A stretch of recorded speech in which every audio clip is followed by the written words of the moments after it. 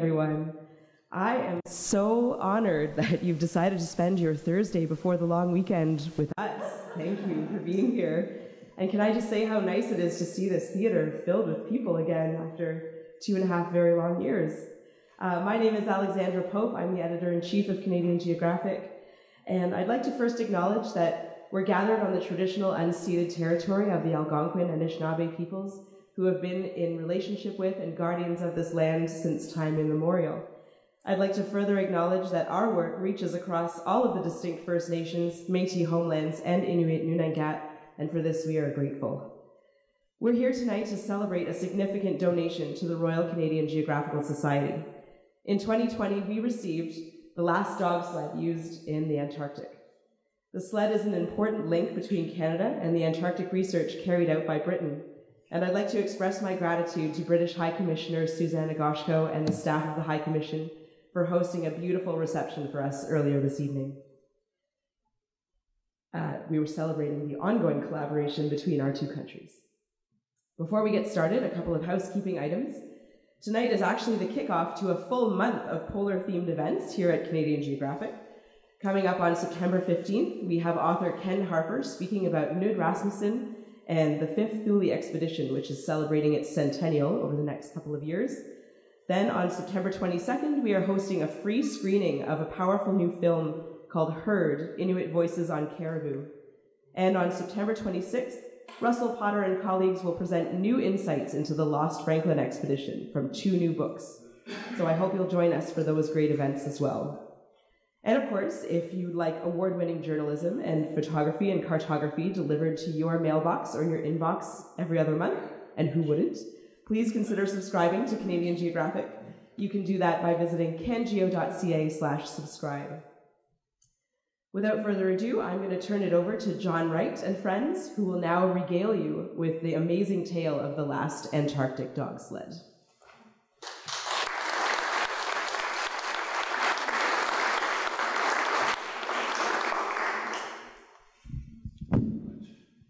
I'm informal. I tend to walk around and chat and refer to my notes occasionally, go off topic and so on. But anyway, right, let's get started. The last Antarctic dog sled.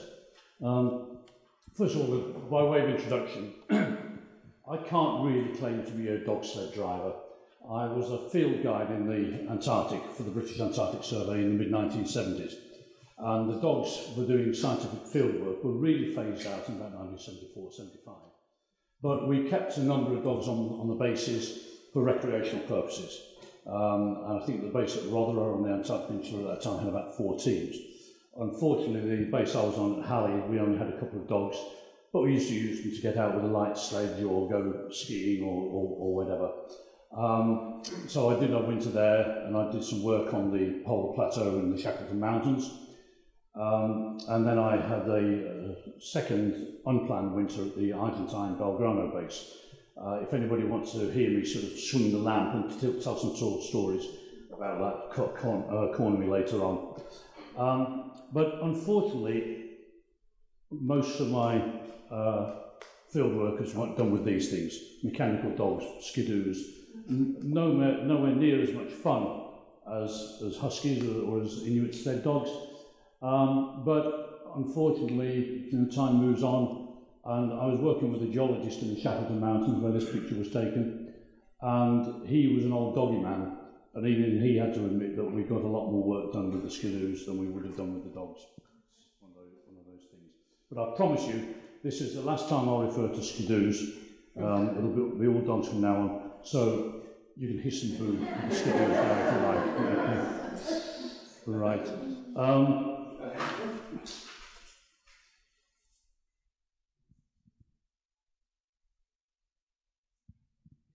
I want to talk a little bit about why we're here. And one of the things I want to say is that we call this evening the last Antarctic dog sled. And here it is, the last Antarctic dog sled. But the truth is that we're not really celebrating the dog sled. This is just an artifact, a significant one. What we're really celebrating is the dogs who provided such great service to Britain and the Antarctic and the scientific community. And we're also celebrating the links between British Science and the British Antarctic Survey and Canada.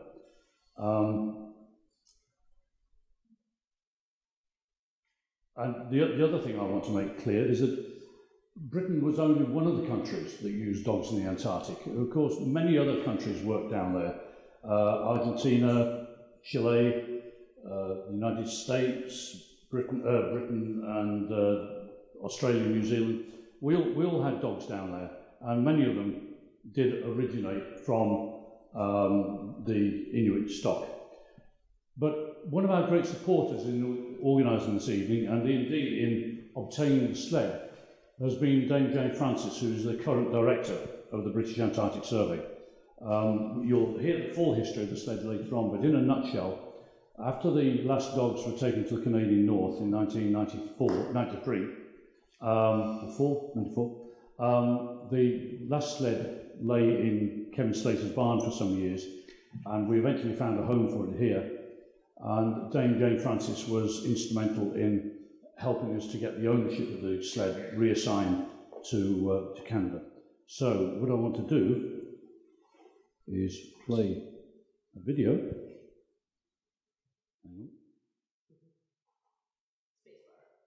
Hang on. Honestly. There we go. Hello everyone, my name is Jane Francis and I'm Director of the British Antarctic Survey, and I bring you greetings from the British Antarctic Survey in Cambridge. I'm delighted that you'll all be celebrating the opening of this new display that features the last dog sled. This sledge has been looking for a home for many years, and I'm delighted that it now has a new purpose in life to be included in a display by the Royal Canadian Geographic Society. There's been a long collaboration between Canadian and British polar explorers, starting way back with the introduction of Canadian Inuit dogs with Operation Tabarin in the 1940s. And it was also a Canadian ship called MV Drapacsi that supported Operation Tabarin too. So the history goes way, way back. The dogs, of course, have been an important and iconic part of Antarctic history, and were really important for morale and in base life. And the people who worked with dogs in Antarctica talk about them lovingly and longingly. It's almost as if they were members of their families. So I'm sure that you will enjoy hearing from John Killingbeck and his adventures with dogs and sledges in Antarctica in the past. So I wish you a wonderful evening and a very successful exhibition. Thank you.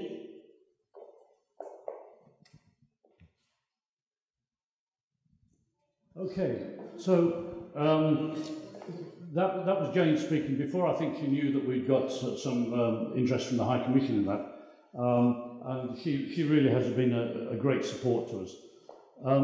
One of the people who was instrumental in helping to get the sled to Canada was a very good friend of ours called Bob Burton. This isn't Bob, this is another dear friend of ours, Ken Blakelock, who was the first man to drive dogs to the South Pole after Amundsen as part of the Transantarctic expedition. But a very good friend of Bob's is here with us tonight. Unfortunately, Bob Burton died last year, but I'm going to ask Sue Hamilton to come up and say a few words about Bob and his part in finding a new home for the sled.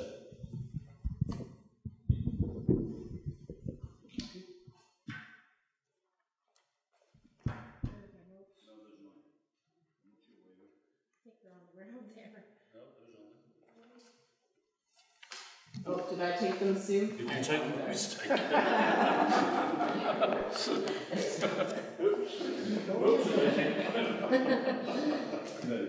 Hey, they're in order too. I hope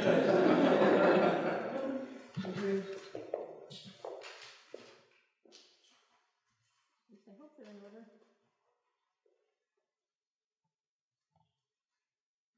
Yes. Okay. My husband Mark and I kept a kennel of Alaskan Malamutes for recreational mushing for about 12 years, when in 1982 we began frequent trips in the Canadian North. In April 1994, during a first of 5 visits to the North Baffin community of Pond Inlet, on a 5-day adventure out on the Baffin Bay ice sea ice to the floe edge, we had our first opportunity to travel behind a team of traditional Inuit sled dogs. In that same year is our first epiphany behind those working Aboriginal landrace dogs at the other end of the planet. The last team of British Antarctic Huskies, also Inuit dogs, whose stock originated in Arctic Canada, were hauling off that continent the historic Nansen sledge we have gathered here to celebrate today. In 1996, we returned to Connecticut from Pond Inlet with 3 dogs from Aigah Attagutsiak's 1994 team. 2 weeks later, the 2 very pregnant bitches delivered 16 puppies.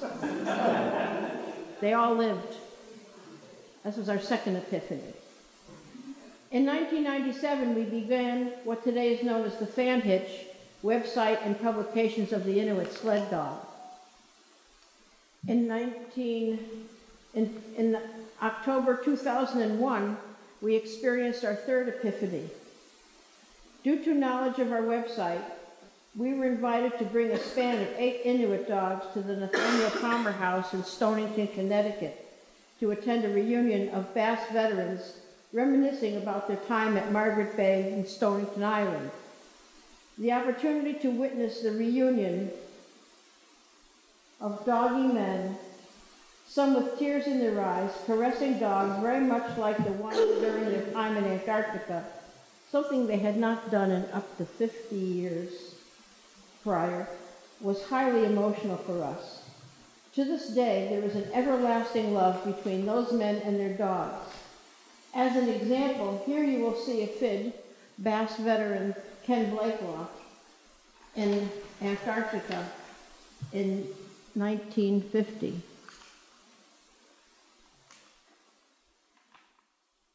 Included in Ken's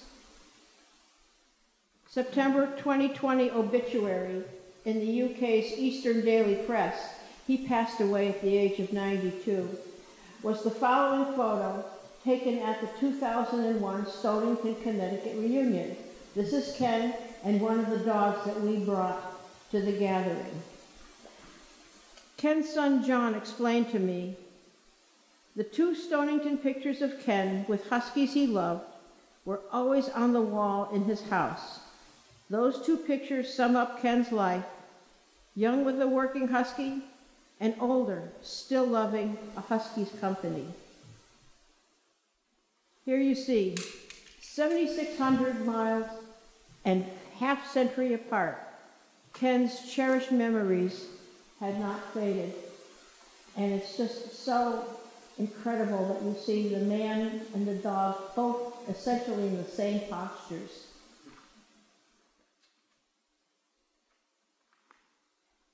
In the summer of 2015, Kevin Slater brought us to his new Remain barn for our first look at this historic Nansen sledge, so lovingly stored since its retirement in 1994.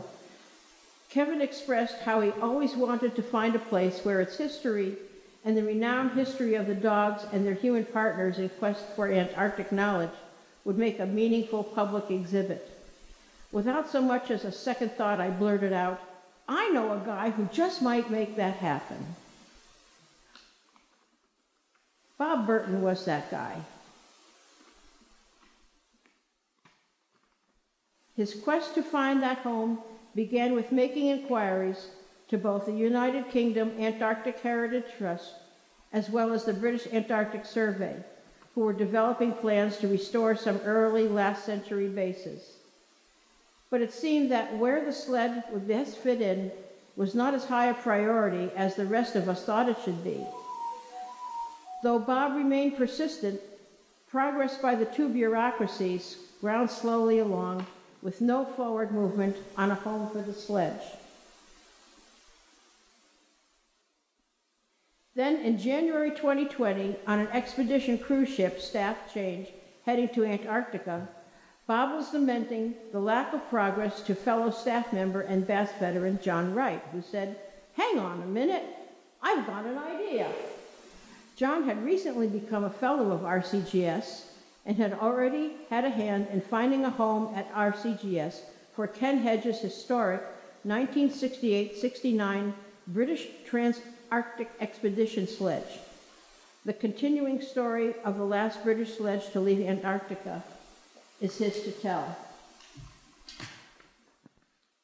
It's been an honor for me to share Bob's story on behalf, a story of his role.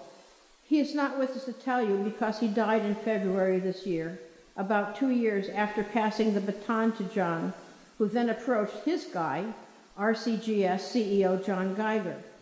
But Bob lived to know, however, that the mission was well underway towards today's glorious conclusion.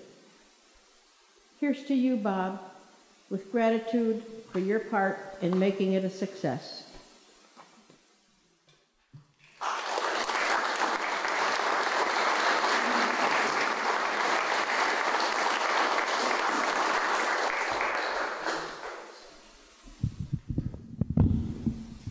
Yeah, Bob really was a fount of all knowledge when it came to things polar and any historical connections and so on. I'd known about Bob for a long time, we'd spoken, but we actually first met, as Sue said, during a crew change on an Antarctic cruise ship. And we got about an hour speaking to each other, and during that time I think we covered everything from historic sites, restoration of Port Lockroy base, to pony snowshoes, which Scott would have been done a lot better with if he'd used them. Then we got onto the subject of the last Antarctic dog sled. And it's one of these things that if you've been associated with the Antarctic, the Antarctic Survey and so on for a long time, we all knew that the sled had gone north and with the dogs, and we also knew that it was in Kevin's barn. And it was looking for a home. And when Bob was talking about the fact that it was being offered to the UK Antarctic Heritage Trust, but things were progressing slowly, and it was at that point, as Sue said, that I suddenly thought, hang on, there's a real connection here between the UK and Canada, and particularly through the dogs, because the British Antarctic Survey dogs first came from Labrador, that's, the connection has continued, and for those of you who were at the High Commission earlier on will be aware of the continuing collaboration in Arctic research.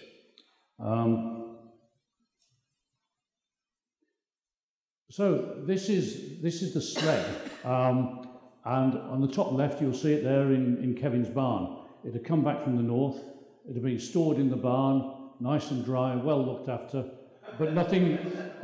When I say well looked after, Kevin, I mean you didn't do anything with it. It sat there and it gathered dust. And when we eventually found a new home for the sled in the RCGS and the ownership was transferred, although it had sat in Kevin's barn, strictly speaking, it was still owned by the British Antarctic Survey. So Jane Francis, who you saw a few minutes ago, arranged to transfer the ownership of the sled to Kevin, and then Kevin very magnanimously donated the sled to the Royal Canadian Geographical Society. So there are an awful lot of people who've had a hand in getting this sled here. Anyway, the sled had sat in Kevin's barn, and these sleds, we treat them with linseed oil to keep the wood waterproof and to keep it supple. And of course, when dust falls on something coated with linseed oil, it sticks. So it got a pretty thick layer of dust on, which was well stuck on. And Kevin, he did a great job. He crated the sled up, and this was just about at the beginning of the COVID pandemic. So we had questions as to whether we could even get it across the border from Maine to Ontario, but we did. And top right, it arrived at my property near Merrickville, and with a bit of light on it, you can see how black it was, and that was just the dirt on top of sticking onto the linseed oil. We had John Geiger and I had a discussion about it, and he said, "Well, I like the patina on the sledge," and I said, "Yes, but it's filthy, and I'm, as an ex-Bass dog skidoo driver, I'm not going to exhibit a sled like that." So we sort of came to a compromise there. We said, right, we'll do a light restoration on it. So I borrowed a pressure washer, actually from my friend Ivan over there, and gave it a light pressure washing, which got most of the grime off it, re-oiled it, I'd taken all the lash lines and things off, reinstated them, put the handlebars on. The handlebars have been broken, but we sort of did a bit of field repair on them. And then we delivered the sled to the RCTS, bottom picture, just before Christmas a couple of years ago. Hence the festive headgear you'll notice there. And then, of course, everything stopped because of COVID. But I want to say a little bit now about the background of the use of dogs in the Antarctic, and then I'm going to pass over to John Killingbeck, who drove the last dog team in the Antarctic in 1993-94 season, but he'd also driven dogs in the heyday of the dogs back in the Antarctic in the 1950s and 60s. And then we'll go on to Kevin Slater and Polly Mahoney and hear about the journey north to their ancestral homeland. And then we'll hear a little bit about the Inuit perspective from Aigah, our friend, an Inuit elder. So, dogs in the Antarctic. Dogs in the Antarctic have had a mixed press, if you like. On the top left there, you'll see Captain Lawrence Oates of Scott's expedition, and there with ponies. Ponies actually aren't as daft in the Antarctic as a lot of people make them out. They can pull a lot, but they also eat hay, and there's not a lot of hay in the Antarctic. But Scott did take dogs with him, but through a lack of knowledge and bad management, he didn't have a lot of success with them. In the top right there, you'll see dogs on the deck of the Terra Nova on Scott's ship as it headed south for his final expedition. And the bottom picture is of Ernest Shackleton's Transantarctic expedition of 1914 to 1916. And those of you who are well versed in Antarctic history or follow the press will know what happened there. His ship got stuck in the ice in the Weddell Sea even before he landed. He was unable to land. The ship, the Endurance, got crushed by the ice, and the wreck of the Endurance was found at the bottom of the sea earlier this year. But the interesting thing is here, you look at the picture, and there they are camped on the ice after the Endurance had foundered, and there are all the dogs. Shackleton had learnt from the great polar traveller Amundsen, who reached the South Pole, as I'm sure you're all aware, with dog teams, but pretty ruthless use of dog teams, in as much as he culled the dogs as he went along to feed the other dogs. Amundsen had left his base in 1911 with 100 dogs. He had 100 dogs on the expedition. He took 55 to the pole, and he returned with 14, which shows how ruthless he was with his use of dogs. But in these days, the dogs weren't necessarily Labrador dogs. In fact, many of them came from Siberia, Alaska, and they were quite a mixture. We then move forward a little bit, and you'll see the top left picture there. That's one of Byrd's expeditions, the American, and we're starting now to see aircraft coming in. More use of tractors, and you can see there again dogs. But one look at those dogs tells you that I'm not sure where they did originate, possibly Alaska. I'm sure Sue will know, but they're not Inuit dogs, are they? I don't think. Questionable. Okay. Anyway, so we're starting to get the moderns coming together there. And in the bottom right, there's a picture of the British Graham expedition of 1934. And certainly to John Killingbeck, my friend and fellow former Bass driver, this was an incredibly significant expedition. Not because we're so old that we were on it, but because it set the pattern for British travel in the Antarctic. You'll see there's an aeroplane, a Fox Moth, which was used to load it and put the dogs in it, and particularly supplies, fly them out to the field and resupply them. You've got the dogs there, and the systems they used Nansen sleds, very, very similar to the one you see in front of you, and they developed the sledging system with the sled boxes, the pyramid tent laid on the top of the sled, and so on. And the system that we used with the dogs in the Antarctic was exactly, or very, very similar system to that used by the British Graham expedition. And I think if any members of that expedition had visited camps with John and myself, they'd have recognised the systems that we were employing. And one person I should mention in relation to this was Surgeon Commander Ted Bingham of the Royal Navy, who was a member of this expedition. And the British Groundland Expedition, incidentally, was led by, it was a British expedition, but it was led by an Australian, John Reinl, very, very competent man. And Ted Bingham was the doctor, but he was also in charge of the dogs. And he really started to get a grip of how to drive dogs. It's a skill which Amundsen had mastered, various other people had, but as far as the Brits were concerned, I think it was Ted Bingham who really started to pull things together. Okay, I'm going to talk a little bit about the geography. We are a geographical society, so I had to get a map in here somewhere. Okay, whoops, hang on. Okay, here we go. And the Antarctic, we all know where the South Pole is. The part of the Antarctic that we're really interested in is this sector here. If you take the South Pole, sort of a pie-shaped piece, about like that. So you've got here, and this pie-shaped piece includes the Antarctic Peninsula, the Scotia Arc, South Shetland Islands, South Orkney Islands, South Sandwich Islands, South Georgia, and we've got the Falkland Islands over here.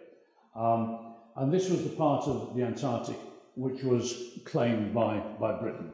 A good thing about the Antarctic now is the claims are held in abeyance by the Antarctic Treaty. So different bases, nations have bases and so on there, but the claims aren't pushed. They're all in abeyance through the Antarctic Treaty. And if I can zoom in a little bit here, this is obviously the Antarctic Peninsula, this piece. And the first British base was up here at Port Lockroy. We had a base on Deception Island, and over the years the work continued down here into Marguerite Bay and on Adelaide Island, and also down here King George VI Sound and onto Alexander Island. And John Killingbeck will talk more about that in a few minutes. So, modern involvement in the Antarctic, as far as Britain is concerned, started with a bright idea during the war in 1943. At that date, in those days, it was before the days of the Antarctic Treaty, so people were starting to get the idea that maybe they ought to stick their flag in a piece of the pie and start claiming land. And it was drawn towards the end of the war, and the Brits thought, we ought to send a party down there and sit on the Antarctic Peninsula and sort of say we're there. And the first ship they used was this one, the Eagle. And this was a Newfoundland sealer, which transported them down. If you read the story of Operation Tabarin, the Eagle had some real epics. It was blown out of its anchorage with ice in Hope Bay, nearly run down by an iceberg. But I think as a little aside, I think one of the interesting things about these ships using old sealers to go to the Antarctic, where you go through the tropics, must have been quite an interesting smell. It must have been a bit like the old whaling ships. But so the Eagle went down for the first season, and then in 1946 we used this ship. Now, a little bit about the history. It started off, as I said, in 1943, went down in 1944, and it was called Operation Tabarin. It was a Royal Navy operation. And it got the name Operation Tabarin from the Tabarin nightclub in Paris. So anyway, it was Operation Tabarin. After the war, we used this ship, the MV Trepassey, which was a Canadian ship. It was brand new at the time, very, very capable. You'll see it's a wooden ship, as many ice-strengthened ships were in those days. Very, very thick wood, sheeted green heart, and very capable in ice. So the Trepassey went south. The name of the operation changed. It became a civilian operation, so the name Operation Tabarin was dropped, and it became the Falkland Islands Dependency Survey. And that is why the likes of John over there and myself are known as FIDS. The name stuck, despite the fact that in 1962, the Falkland Islands Dependency Survey became the British Antarctic Survey. We were by then known as, the people who went south were known as FIDS, so the name stuck. So a lot of people who go south the British Antarctic Survey are known as FIDS, so John and I are ex-FIDS. Okay. So, now I'm going to talk about the real story, or I'm not going to talk about the real story. I'm going to hand over to John Killingbeck, and he's going to tell you about working with the dogs in the Antarctic in what I think is fair to say is probably the heyday of the dogs, and their support for science in the Antarctic in the 1950s, 1960s. So, John. Thank you, John. Right. Before I do that, I'd just like to thank the Royal Canadian Geographic Society for inviting Jenny and I over from England. We came over a couple of days ago, and it's a wonderful pleasure and honour to be here. Really, I can't say enough from all of my old Antarctics, my old friends, how pleased we are that there should be a home for this sledge here in Canada. Because I worked in the 60s down there, I also would like to say how much we seem to rely on Canadian equipment. I start with what I thought was the most important was, I've got a list here and I won't be long, sealskin boots, which were the best boots you could ever have. We used them the whole time, summer and winter. Wolverine fur, which covered our anoraks. I know we're not allowed to use it today, I think, but it was wonderful. Then you come to our important changes that took place in the 1960s. We started bringing in permanent aircraft. We started with a Beaver, a single-engine Otter. We moved on to twin Otters. Those have served us wonderfully throughout the history of our survey. Then we came to sledges. When I was down there in 1962, I was at a place called Adelaide, and a new sledge arrived. It was a peculiar thing, driven partly by ropes, and it was called an Eliasson. We called it an Elson from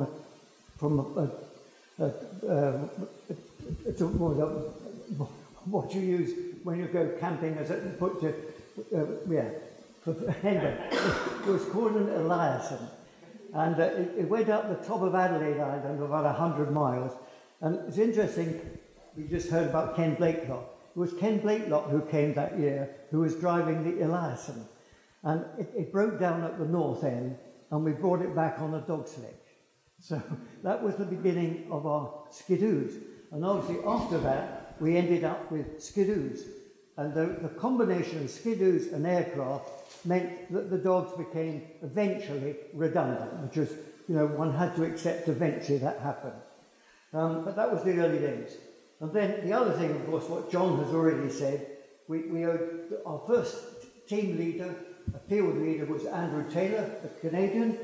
Our pilots, many have been Canadian. When I was down there, we had the first Dash 7, came down in 1993-4. That was flown by Pete Buckley, a Canadian, and so on. And then, of course, John's mentioned the Canadian ships. And above all, much more important than all of that really, is we owed everything to the good dogs, which came from Labrador, 1945, 44, 45, 46. They are the basis of all the dogs that you'll see in my photographs. They go back to that era. So we owe enormous amount to Canada. Thank you very much to Canada. Right, now I went down in 1960. I was aged 23, so you work out how old I am now. And it was a wonderful experience. First of all, I ended up on an active volcano called Deception Island, where I stayed for a year, just over a year. We had 2 single-engine Otters, and I had the great pleasure of flying with the pilots. I wasn't a pilot, not then, and I flew across the peninsula many, many times with depots to supply our dogs on that far side, if you remember that photograph. And that was where the dogs were working down on the survey on the Weddell seaside from a place called Hope Bay. So that was actually a wonderful flight, because you flew over the peninsula at about 6,000 to 7,000 feet. And at one point, it is so steep on both sides, you've got vertical drops of about 3,000 to 4,000 feet with a narrow ridge going along. And it was that ridge that one of our most famous dog drivers, really, Wally Herbert, it's called the catwalk. He took his dogs by singly across that ridge because there was this drop on either side. And he was actually the first person to cross that peninsula and ending up on the west side. He started at Hope Cove and ended up on the west side. So those flights were wonderful. Then we also had 9 dogs on the section. Some of them were quite old, and in fact one of those 9 was called Spud, and he had travelled, I think it was 9,000 or 10,000 miles in his life at Hope Bay, and nobody could put him down at the end, and so he came over to our little island, and he just lived his life outside. We did actually have a pet dog as well, nothing to do with huskies, called Pooter, and this old dog, we had a companion. And a friend and I got interested in the dogs. We started reading all about it, and that was how we learned. We just read books, including one little book down there, 2 years in the Antarctic. We had a lovely book from the Royal Geographic Society called Hints to Travellers, with tales from the Arctic, from Greenland. And then we obviously got to know the dogs before we took them out, and then we hitched them up, and then we took them out. On my very first trip, it was a winter trip with a good friend called Ben Hodges, who went on to work in the Antarctic for many years. We'd only gone about, I don't know, about 300-400 yards, maybe a bit more. Then we had an enormous fight. And it was halfway up the hill, going up to a place called Mount Pond. All the base members at the bottom, we were a party of 11, they were looking out and laughing. We were trying to break the fight up, and in the end we camped halfway up the hill before we carried on. But that was the beginning. And then after that, I fell in love with the idea of driving dogs, and I went down to Adelaide Island. That's an island about 120 miles long, by about 25 miles wide. Wonderful mountains, alpine, rising up to something like about 8,000 feet, Mount Leotard, Mount Gaudry. And our job was a 2-year job to survey that island, put in trig stations, measure the angles by theodolites. Sometimes we measured, obviously, baselines, getting our one position by sun spots, sun observations. And that was the old-fashioned surveying. And that's what we were doing at that period.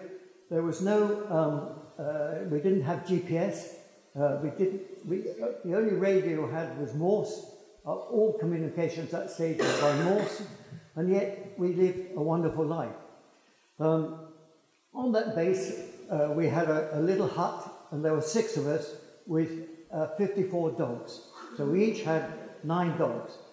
We had no medical officer, we had no safety factors, so if we had an accident, that was up to us. We had to sort it out just in the field. We couldn't call an airplane in the winter when we were sledging. Possibly in the summer, that was different, but not in the winter. Right, I'll just read one thing out, if I may. I spent 6.5 months sledging down there, and after that 6.5 months, we covered about 1,000 miles. 3 months were lie-up, 48%. 1 month was surveying, 14%. And 2 months were travelling, 38%. So you think of that, 48%, nearly 50% was lie-up. And that's the problem we're working in. As you will know far better than I do, living in Canada and the Arctic and so on, but how the weather controls everything you do, particularly in those days when we hadn't got, the GPS and things like that. Anyway, that was that. Now I'm going to ask Jenny to come and give a quote, because this will give you the feeling, I think, of how we loved our huskies. And I don't mind using that word. Jenny will read these quotes. The first quote is from Captain Helmar Hansen. Dogs like that, which share man's hard times and strenuous work, cannot be looked upon merely as animals. They are supporters and friends. There is no such thing as making a pet out of a sledge dog. These animals are worth much more than that. And the second quote is from Surgeon Commander E.W. Bingham. It seems impossible to describe a husky satisfactorily. Hardy, staunch, hard-working, at times playful, at times brutal, always appealing, though sometimes aggravatingly moody, their stamina and pluck is something to marvel at. Thank you. Thank you very much indeed. It's that first one by Hanson, Amazon's dog driver, who really, I think, gets it exactly right. They are far, far more important than a pet. You know, they are your companions. Your life depends on them, and their life depends on you. And you have that wonderful relationship. And you know your dogs inside out. Each dog is different. It behaves differently on different days. You've got to try and get those 9 dogs together to work as a team. And it is just that satisfaction of when you get it perfect that you've got one of those most marvellous experiences of your life, driving 9 dogs with a sledge like that, out in the field with no one else, perhaps, you know, hundreds of miles away, the nearest person. So that sort of background. Now, just if I could pause 1 minute from the photographs, I won't be long. I'd just like to show you 2 bits of equipment which sort of explain it a bit. First of all, our dogs. We use we had that philosophy of living with your environment, not fighting it. And so if you had bad weather, we might lie out for a week, 10 days. The longest I ever lied out was about 11 days, I think. So long period, just having to accept the weather. And our dogs use these harnesses like this, and they were able to be changed in the field just with an ordinary cotton and a needle to make them tighter or looser as a dog gained or lost weight. Obviously, normally the dogs would lose weight on a big journey, but because of muscle growth, sometimes they actually did put on weight. So they almost go dizzy, all names short-lived, and this one is another one, Max, the same idea. And those are made out of this material, which relates back to that British Gremland expedition that John was talking about. It's made out of I'm not sure if people nowadays would quite recognise it, but perhaps you do. It's got a hole in it. Does anyone recognise it? It's lamp wick used in oil lamps. Do you remember the oil lamps where you got a wick? It's from that. And so you just cut these bits to make the shape for each dog, and it was, you know, very, very simple to be done. I'll put that away. Lovely.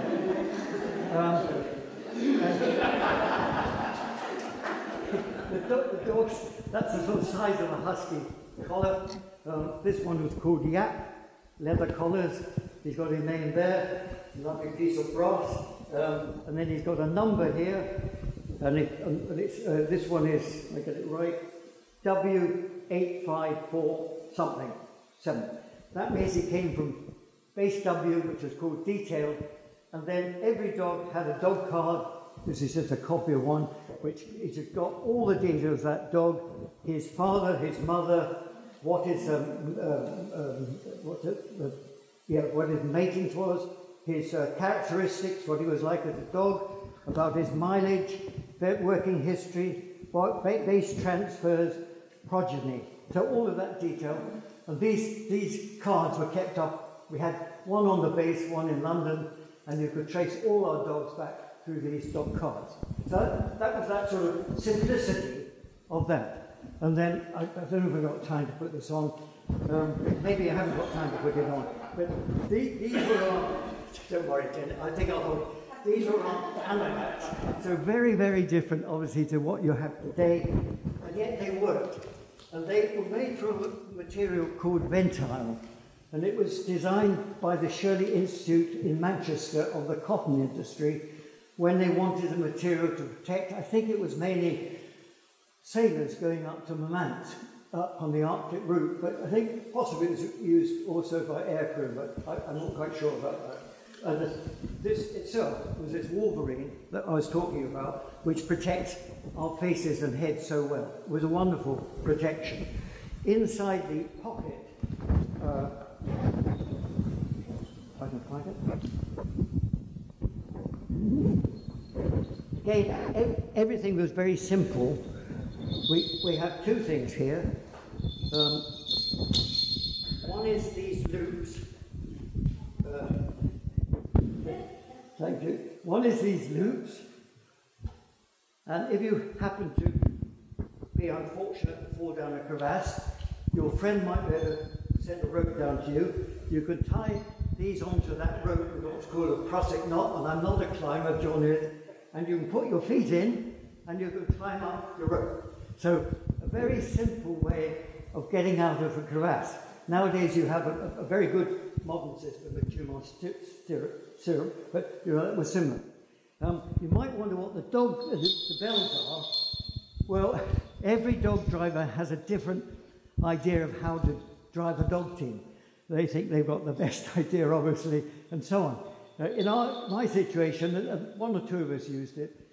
When we've been out sledging for about, say, 6-8 hours, the last hour, the dogs clearly would be getting tired. They're pulling a heavy load, they're getting tired. So we put the bells on your lead dog, and they knew they only had one more hour, then they would be paired. And they pulled that much harder. So that was how that worked. Right, now let me get on with these photographs. I won't be long. This is, we drive the dogs on the two system, either the fan trace or the centre trace, exactly the same with the Inuit and up in the Arctic, obviously. The advantage of that one is it gives the dogs the freedom, particularly if you've got crevasses. You'll only lose the one dog down it rather than all your dogs. And also on the sea ice, they've got the chance of jumping between flows and things, much better. I much prefer driving my dogs on that. Sometimes it's not suitable when you've got deep, soft snow, and then you change over to the other side. And well, I'll just use this photograph to say also that we brought those dogs from Labrador. We brought in new blood quite frequently from West Greenland and places like that, but we didn't do enough of it. And so at one stage we started getting signs of inbreeding, and we had vets we had some wonderful vets who were trained they were all from Cambridge University Veterinary School, and they came down and did some wonderful research work, not only on things like that, but also the problems osteoarthritis, because the dogs stay outside all the time, they're pulling big loads. So all our dogs eventually, virtually all of them, time they were aged about 6, certainly by 7 or 8, they were suffering from osteoarthritis. And those vets also, with some doctors, did some equally good work on working out the nutrition of our dogs. We fed them a pound every day of Nutrican, which is a Bovril mix and so on. It just was not enough, and they would lose weight. If we could carry more, we'd feed them 1 bar one day, 2 bars the next day, and even that was not enough. They were using 5,000 to 6,000 calories a day when they were working, and so eventually they would start losing weight when we were out, say, for 2 or 3 months. So then we'd have to take them down to the sea ice, and I think if I get the right way around, is that one? Sorry. Yeah. Okay, I'll come back to that one in a moment, about the sea ice. That's the loads that they're pulling. So that is exactly that sledge, or very nearly. Where's my gun? Just 1 or 2 things about it. Your heavy load is always at the bottom, so you can try and keep it upright. And then, so here we have dog meat, man food. Up here we'd have, say, our scientific equipment, and as John was mentioning, our tents on the top, and any emergency gear on the top. At the back, the sledge bag, just like John's over there, and in that we'd have spare sweaters and everything, just 1 or 2 things we might need. Bicycle wheel, straightforward bicycle wheel with a mileometer, and then a compass bar here, so we could do dead reckoning. Going down steep hills, that load would overrun your dogs, so you try to slow it down. You had a brake here, which goes into the ice, like that, doesn't hold it enough on a steep hill, so you have a rope brake like that, which you run underneath the sedges. This was before we had keels. Keels came in. We were improving really all the time, and keels made it much better travelling along a steep slope. Equally, that sledge has Tufnell as a plastic, quite good, but far better on this one, which is about 20 years later, with what's called polyethylene. So the runners improved as we developed the survey. So that's the sledge, weighs 1,000 pounds, would be pulled by 9 dogs. If you have a big storm at night, we had a system of one inside man, one outside man. The outside man would go out and have to check the dogs through the night. If it was, he'd know roughly what was happening. You would pull the traces up so they didn't suffocate.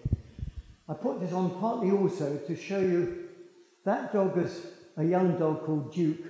This one is a very old dog, probably 8 years old, called Murphy. He was my king dog of this team called the Countess. And he's icing up on his coat. He's got no icing at all, nor is that one. And one of the problems, the older dogs, their coats started to thin out. And so they iced up like that. You'd have to try and thaw it out. And it meant, again, they were suffering. And so that combination, osteoarthritis, things like that, meant that about roughly 6 years old was the end of their working life. A leader would go on for about 9 years. You might be interested that most of our leaders were bitches, and we tend to run 7 dogs and 2 bitches in teams. Not always, but that was the general pattern. The bitch was partly because maybe they were, more intelligent. But the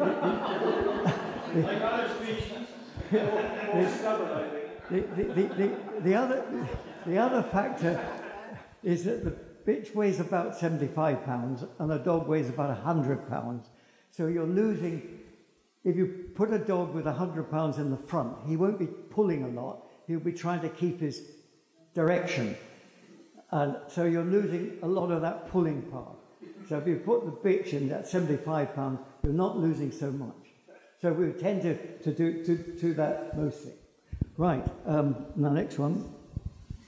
Now, as I was saying, when you're feeding them on Nutrican, they start losing condition, and they're just not working properly. It's a psychological thing as well as a body thing.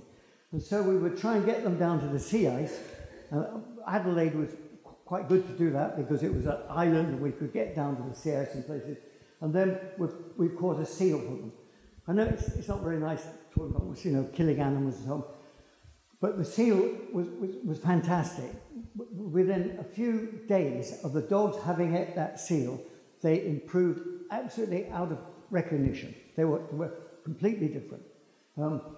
This team here, incidentally, I had one. Well, you always have fights, but they get less and less and less the longer you're working your teams. But it's no real problem to have fights. I never remember anyone being bitten by a husky dog down with us in the Antarctic, and I don't think throughout the history of it we had. It was quite amazing, really. But you can see that dog there. He's called Fifi, and that one's called Alma. How they're looking at each other. 7 dogs. His brother or sister was given to Peter Scott at Slimbridge. Peter Scott, the son of Robert Falcon Scott. And then this dog came down to the Antarctic. So that was an example of new blood coming in. Wave-cut platform. And so it's been tilted a bit. As you can see, obviously, the horizontal layers all the way through there. And then you can see the crevasse down there. And it's just wonderful, actually. And the different changes of light on a thing like that. Not so wonderful if you're in a ship and you've got one of those coming down with the tide underneath, the current, and the ship having control at the surface. And many occasions I remember this particular area, the ship being stuck, seeing these huge icebergs coming up, and the dear old captain, Captain Johnson, say, "Get out on deck, and we had to use sticks to try and push the iceberg away from the ship as it went down. Anyway, next one, sorry. Sorry a bit about this. This is me 60 years ago or whatever. All I want to say is that it shows you the simplicity. We had these wonderful Inuit boots. They were wonderful. We could take 2 pairs with us because they're so light. So if we were out, say, 2 months, we'd have a couple of pairs of them. And all we had for safety was just a belt like that. I don't think we were gang-ho, but we hadn't got that experience that the next generation had. Partly because when I left school, we all went into national service, and we didn't in those days have that wonderful mountain climbing training. And so I hadn't got that background. The people going down there today have got that wonderful background, and they've got field leaders or whatever they call them, like John here, to look after them. Anyway, that was 1960. And that dark colour there just shows you the richness of the ocean, the Southern Ocean. It is because of plankton and zooplankton, and that is obviously why you've got the richness of your penguins, your seals, your whales, your birds, because of that. The sea is just teeming with life, and it's such a contrast to our poor old seas, particularly where I come from, of Britain at the moment. You know, the pollution and so on in our sea. Right, I think that's all, isn't it? Yes. Okay, John, thank you.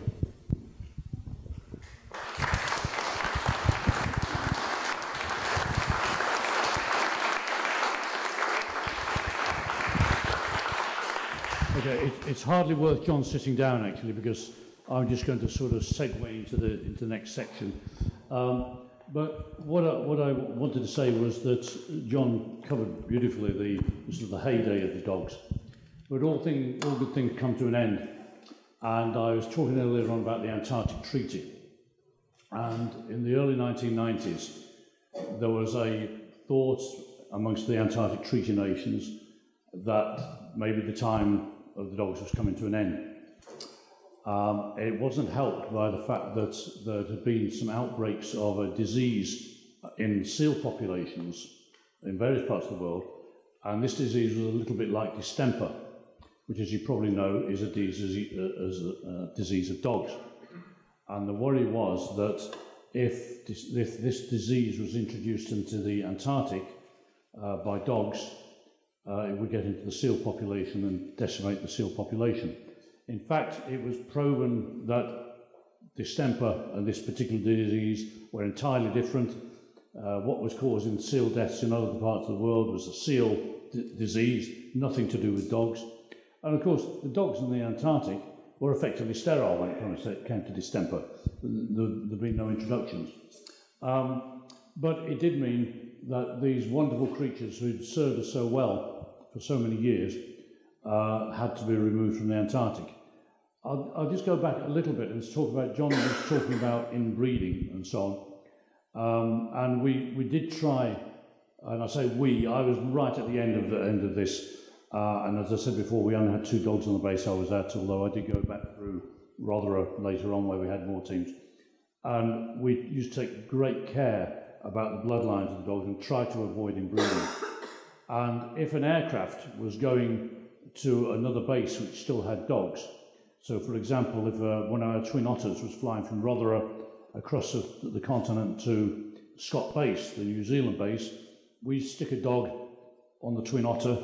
It would drop that dog off at Scott Base and bring a New Zealand, a Kiwi dog, back to Rotherham, and thereby bring in a little bit of new blood. The same happened. The Argentines had a base at San Martin on the Antarctic Peninsula, and there was a bit of exchange there with the genetics. And so we did try to be pretty careful about it. But early 1990s, the Antarctic Treaty Nations passed legislation which said that the dogs had to be removed from the Antarctic continent by 1994. And obviously, culling the dogs was not an option. They'd served us too well. and it was decided that there would be one last field season with the dogs, and rather than just be a recreational trip, they would try to make it a field season with the dogs doing what they'd always done so well, and that was supporting science. And there was the last dog man at Rotherham, a guy called John Sweeney, and they got an old, and I use the term loosely, an old dog driver called John Killingbeck to come back to the Antarctic, and they did a final field season with John Sweeney and John Killingbeck with the sleds, doing a scientific program. And I'll pass back now to John, and he'll tell you about that last season, 1993-94 in the Antarctic, before the dogs were brought north. Thank you, John. Yeah, I'd just like to say that we did have some wonderful dog drivers with much more experience than I had. We mentioned Wally Herbert, Jeff Thomas, Ken Blakelock for that earlier period. So I think I just represent the very average dog driver, okay? And I think they probably they might have tried to get someone much better than me, but suddenly, when it was June, I think, or July, I was out watching a cricket match, school cricket match, in a little town where I live in England called Tavistock. A phone call rang at our home, and Jenny, my wife, picked up the phone, and it was the base commander from Rotherham saying, would John, your husband, like to go back to the Antarctic and be involved with driving the last husky dogs? So when I got home, it was wonderful. I was actually aged 58 when I went down. I think that might be one of the oldest serious dog drivers down in the Antarctic, possibly. But anyway, I went down, and let me have a look at these photographs and have a look. Sorry, beg your pardon. Yeah, so there were 14 dogs left, as John Hank said. They've done a great service because of the morale of young people, and they love, not everyone, but they love going out with the dogs, following old journalists and things like that. And just before I even go further, may I just 2 minutes, just tell you two stories about the survival of the dogs. These actually refer to dogs of my earlier period. But one of my dogs was called Alma, and she had been a wonderful, wonderful mother. And she was a survivor of one of our tragedies on the sea ice, the Dions. And 3 young fellows had gone across the Dions, where that part of Margaret Bay is the only place where you had emperor penguins. And they were wanting to go and study these penguins. And they set out on what appeared to be a very good sea-hard surface. And then, sadly, the weather must have changed, because the base where they came from, Horseshoe, realized the weather was changing. They said, do you think they're all right? And they looked out, and there was all water where there had been ice.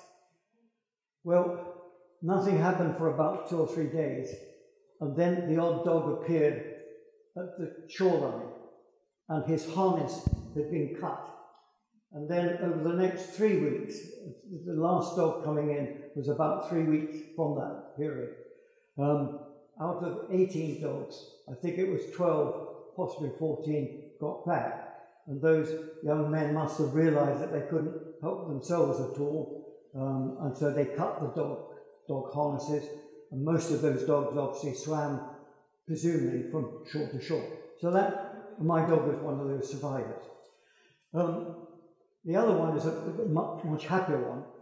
We had to close the base at detail, and it was at the end of the season, and the captain of the ship, Captain Johnson of the Bisco, said to the young men at the base, "You've got to come out, I can't get the ship in, and we've got to leave the Antarctic or we're going to be trapped. Please come with the dogs, with your scientific results, and just your personal things." So that's they did. And it was about 6 miles. So they sledged about 6 miles across the sea ice. They got their dogs onto the ship, and then at the last moment, one dog slipped off and went back onto the sea ice.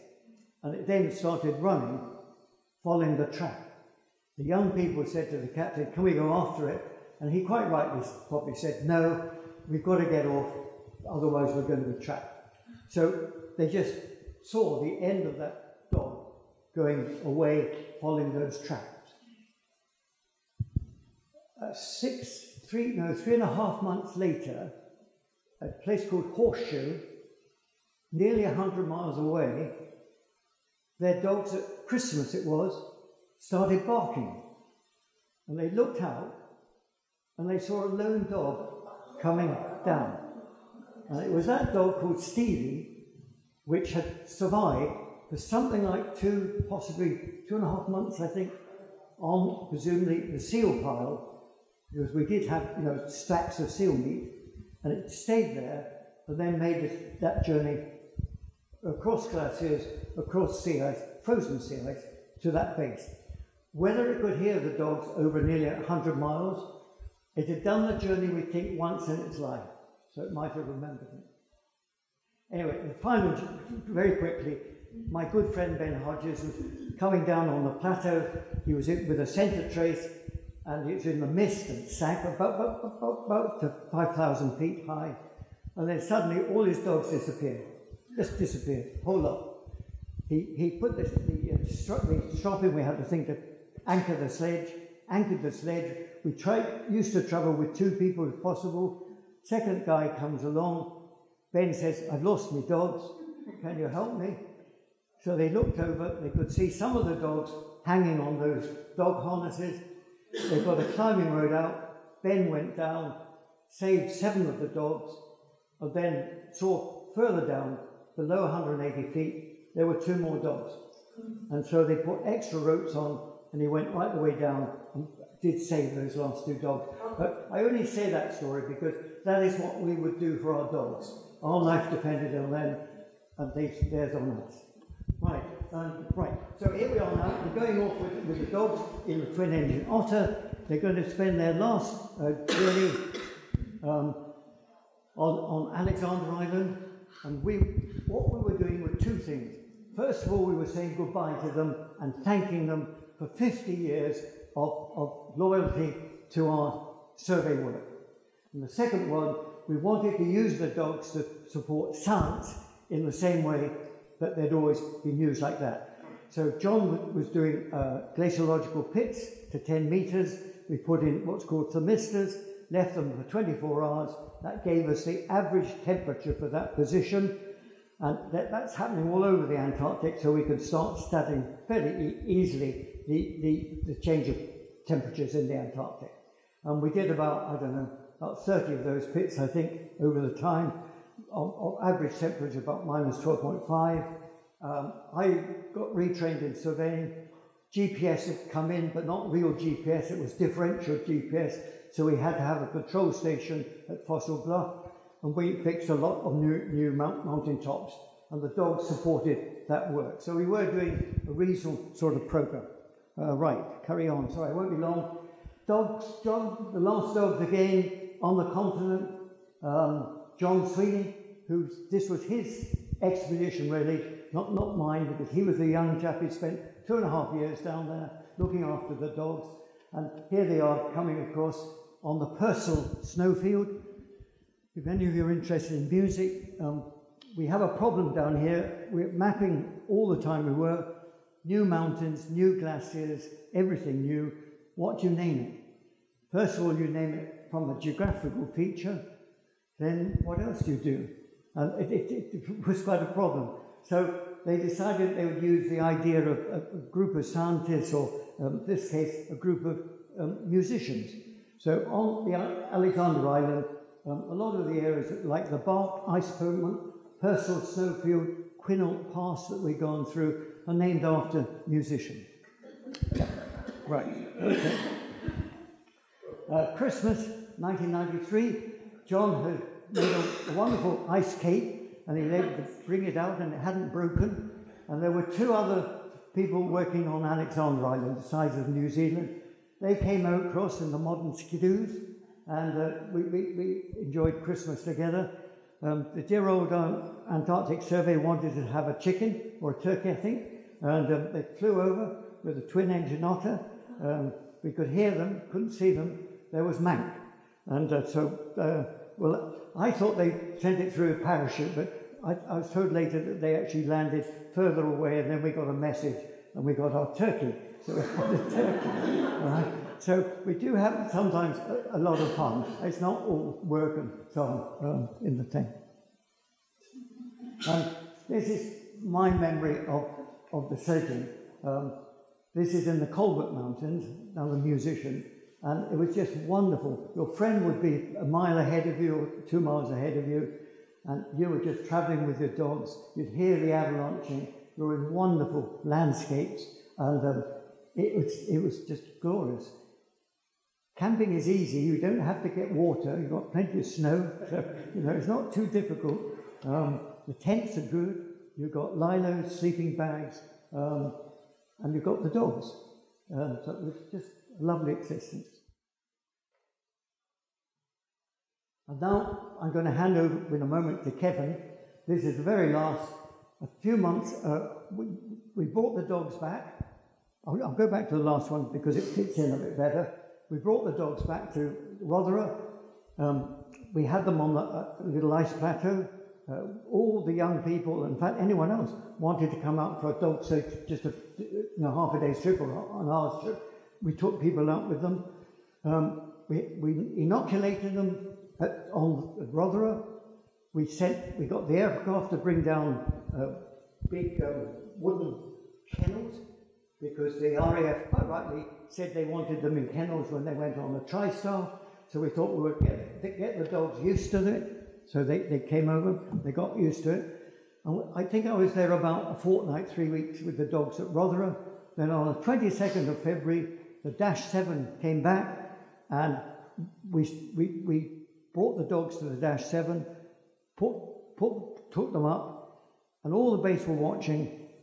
And I can honestly say there was not a word said. There was nothing actually, but you could see tears running down the young men's faces, because these were the last dogs in the continent, and they were being taken out at that moment. We then flew the Dash 7 to the Falklands. Wonderful reception there.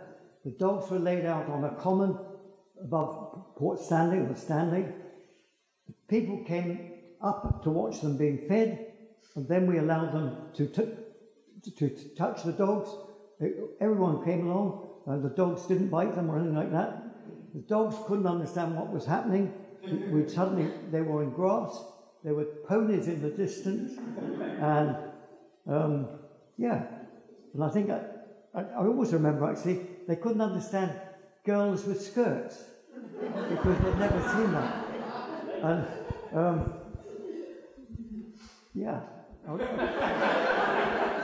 but they were quite an attraction. And then the TriStar arrived. We put them in that. The pilot said, there was nothing else in the plane. It was, a transport plane with nothing else, just the dogs. And I think we asked the pilot, he said, do you mind if we sort of exercise them on occasion? And he said, no, don't worry, just let them out. So most of the dogs just were free inside the TriStar, licking the pilot's back of his head, and off we went. And then we flew across the Atlantic, South Atlantic.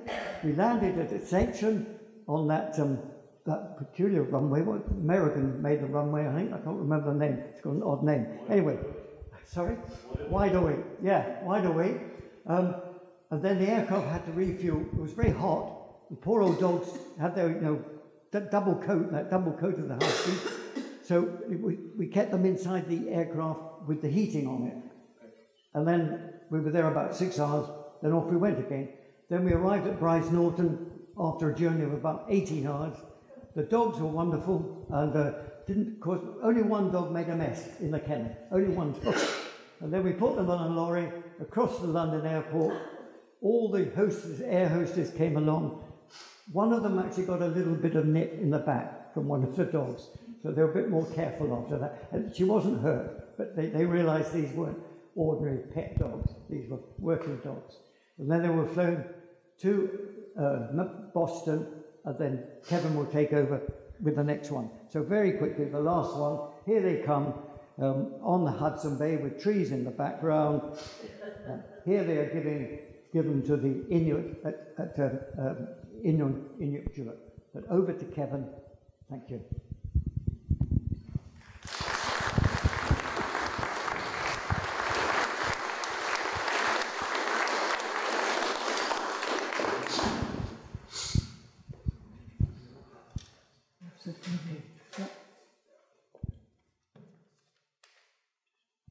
Okay, my name is Mahoney. Kevin, Slater, and I run a business, dog sledding and canoeing business in Maine, in the U.S., and we were part of this expedition. Feel very fortunate that I was able to do that with Kevin. And we met in Maine 32 years ago, and both had sled dogs ourselves.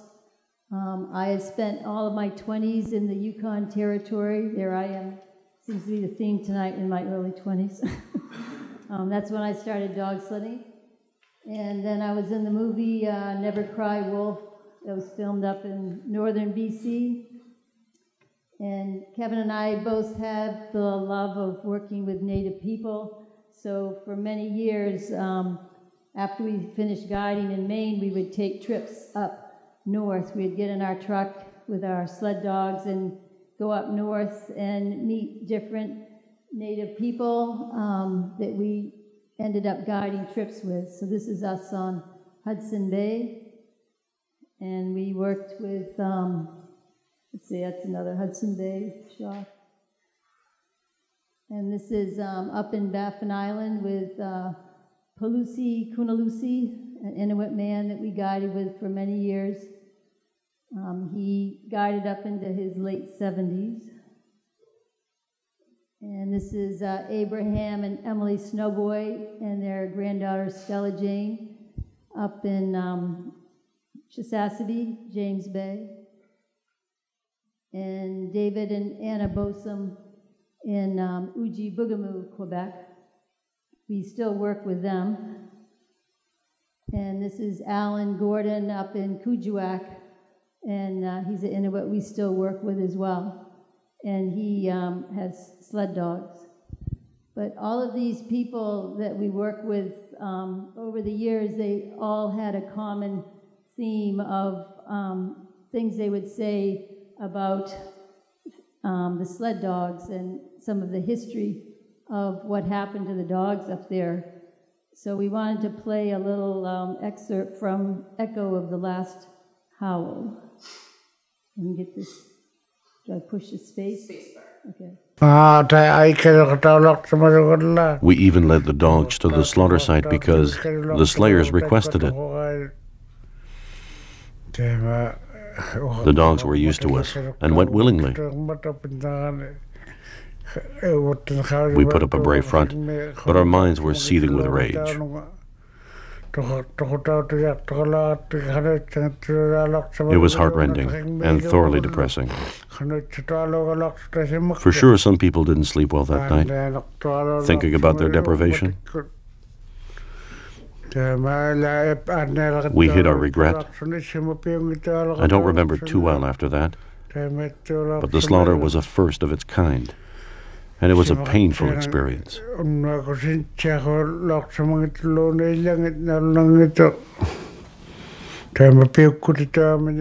I felt like I was handing over my life when I led the dogs out to the bay.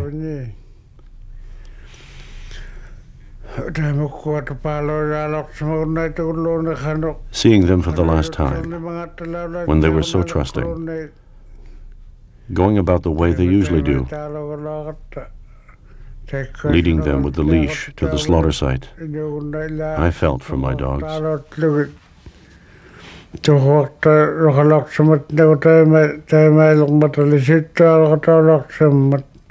I think all the other victims felt the same way too, like they were handing over a part of their life to death. I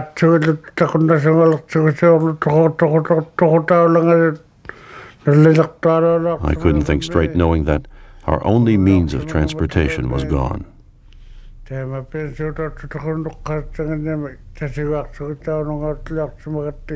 Some dogs had been really dependable.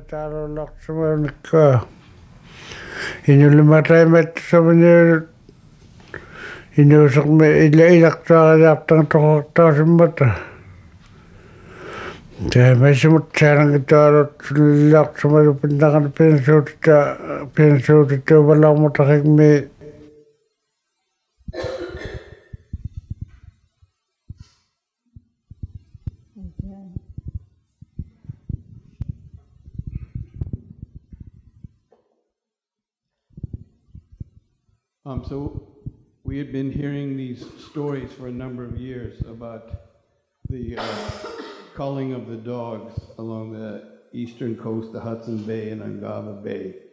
And so by the late 60s, early 70s, pretty much the entire population of Inuit sled dogs had been wiped out. So I was listening to the news, I think it was 93, and in 90, 91, 92, we were doing our own expeditions up into northern Quebec. But I heard a news clip about all the dogs got to be removed from Antarctica. And the light bulb went off right away. I thought to myself, I'm going to call the British Antarctic Survey. Here's an opportunity to correct an historic wrong. So I called them up and out of the blue, and they were open to the idea. They sent John Hall over. There were two other people that in the States that were interested in getting the dogs, and they're both famous polar explorers. And I thought, well, this is a long shot. You got to try. So, but to John Hall's credit and the Bass Board of Directors and their staff, they made the decision, which I think was the morally correct decision, to return the dogs to an area where they'd been taken away from them. So that's pretty much how two Yanks got involved in this. Oh yes. This is, so the expedition was composed of, it was really a cultural smorgasbord. There were 2 or 3 Cree, 2 to 4 Inuit and on the expedition, and 2 Canadians. Some of you may know Leanne Benoit. Leanne Benoit was on it, and Louis Mulgat, and Polly and I. We each drove our own team. And this is Lizzie Papiaryuluk, and you'll learn a little bit more about her later, because she was pretty key to guiding the expedition through a part of the territory that none of the Inuit from Anujuak, where we were taking the dogs, they didn't know the conditions there. And Lizzie knew the country well. She lives in Kuchuarapik, but she had traveled this route up to where the current village of Mahoosuc is now, many times on hunting trips with her father. So she offered to guide us through that part of it there. And unfortunately, Lizzie, when she was 11 or 12, witnessed what happened to her dad's dogs one day during the culling.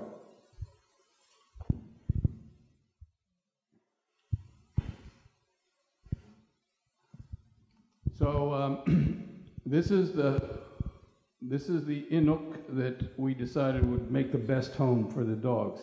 This is Adami Inukpuk, and when we knew him back in the early 90s, he was the Inuit cultural ed teacher in Nujuak. And so he didn't speak very much English at all, and my Inuktitut is not that good. But I knew his brother, David, spoke English, so I explained it to him and said, we might be able to get these dogs. Will you talk to Adami?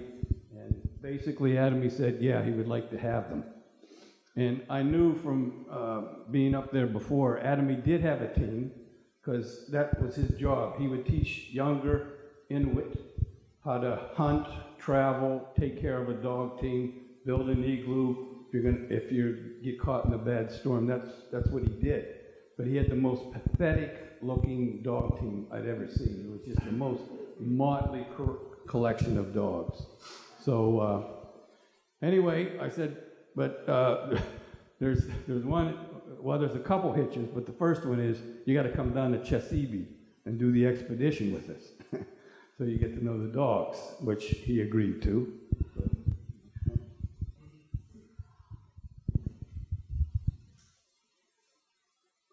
Oh, so here we go. So Chesapeake is a Cree village here, not quite at the northern tip of James Bay, and that's where the expedition started. We trucked them The dogs were at our place in Maine for about 2.5, 3 weeks, getting them into shape for the expedition. We trucked them up to there, and then we started the expedition from there up to first village we got to was Kuchuarapik, which is on old maps, it'll say Great Whale, but it's also known as Wakmokstoy, because it's half Cree, half Inuit. And then up to Mahoosuc, and then on up to Anujuak, which was our final destination there. And just before you get to Mahoosuc, it doesn't show up on this map, it's not very detailed. There's an area here called Richmond Gulf, which the sea ice is notoriously unpredictable there.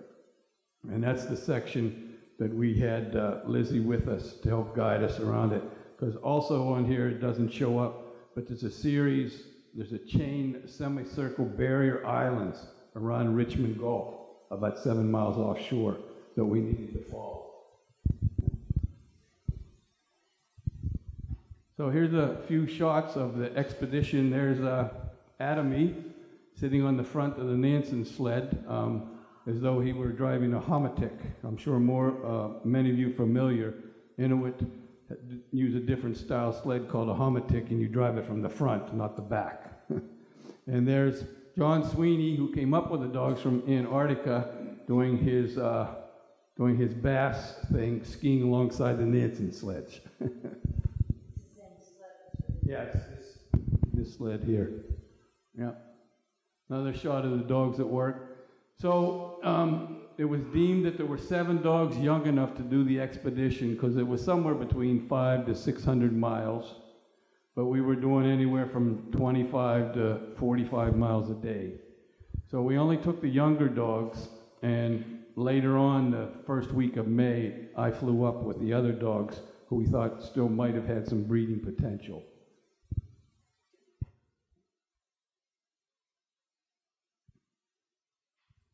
So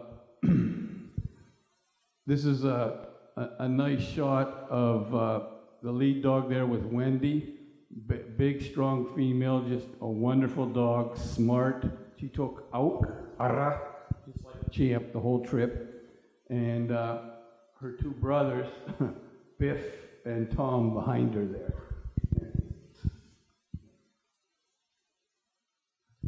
And we're out on one of the barrier islands here going around Richmond Gulf, and the weather's really starting to deteriorate.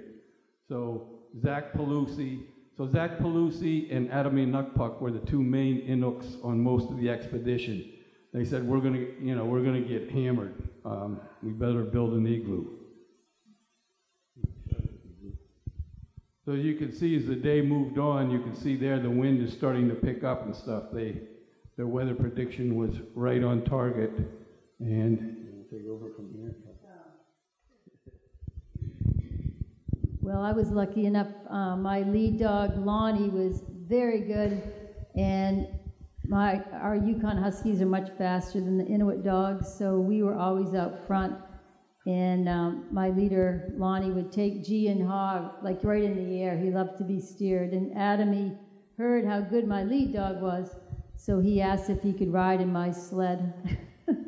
So he would just point which way he wanted to go, and I'd steer Lonnie, because we were in a whiteout for like 2 days. I had no idea where we were, but Adamy was steering us. So. Oh yes, and it was my birthday, and he didn't speak English, but he did sing happy birthday to me in English.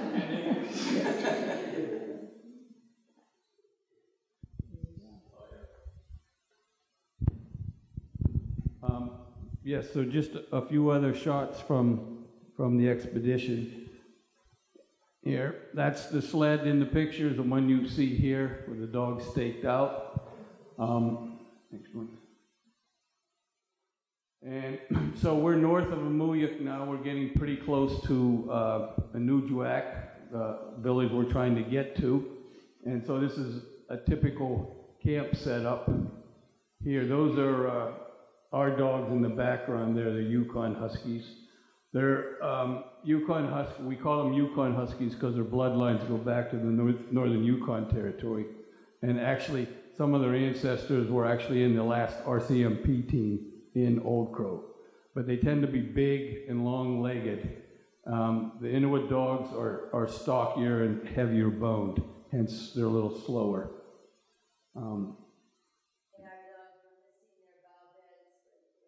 Yeah, they're kind of softies.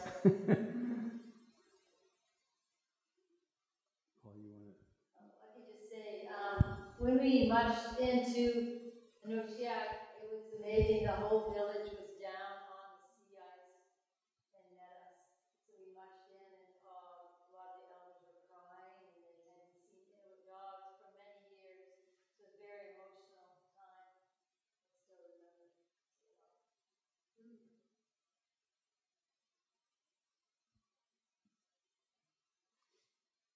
So this is Adam. He's getting ready to take him up for his first run up in Mahoosuc.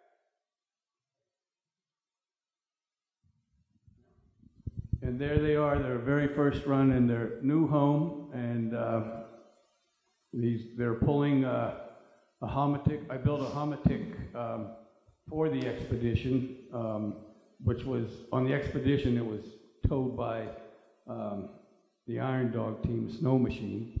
But when we got to Adamy's home village, he wanted to, of course, he wanted to hook him up with a real homatic and fan hitch. And this is he and John out with their first run with the dogs up there in Mahoosuc.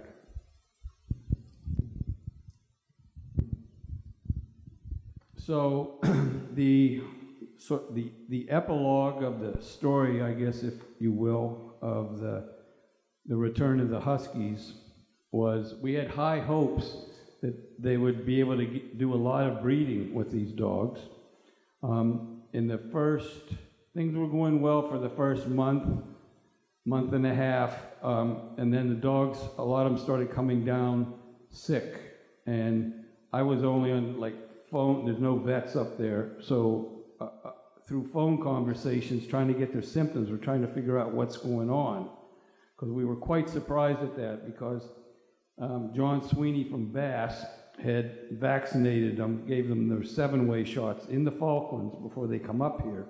And then we gave them another vaccination 6 weeks later in Maine before the start of the expedition.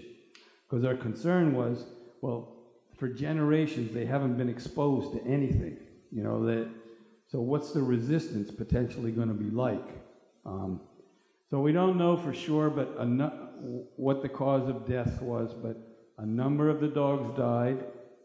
There were 1 or 2 successful breedings done with one of Adamy's friends from the next village north, Mahoosuc, because he had brought some Inuit dogs down from Nunavut, from Baffin Island.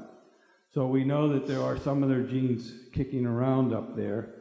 And, you know, obviously we were saddened to hear that so many of them had passed. Some ended up coming back down south with Leanne and Lewis and lived out their life as spoiled pets outside of Montreal. But it wasn't until 4 or 5 years later, we're up in Kuujjuaq, visiting Alan Gordon, going out with his team, and we're making plans to start offering guided trips together.